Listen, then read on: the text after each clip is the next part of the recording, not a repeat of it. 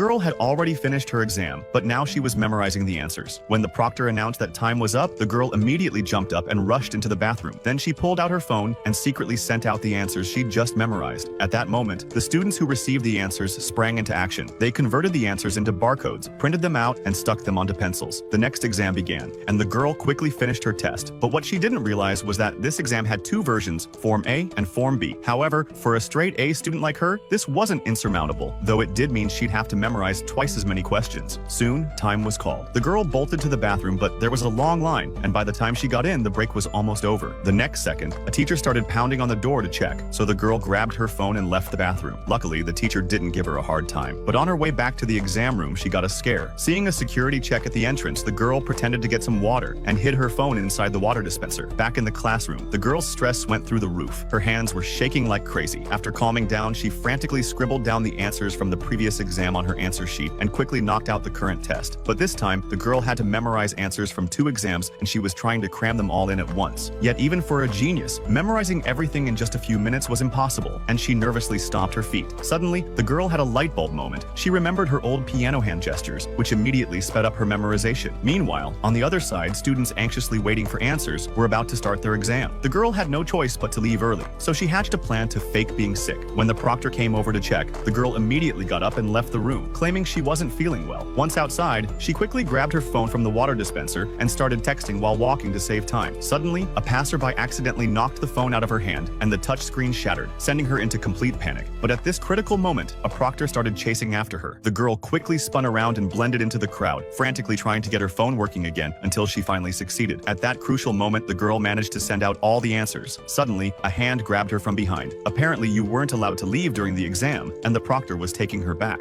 On the way back, the girl slipped her phone into a stranger's backpack and luckily managed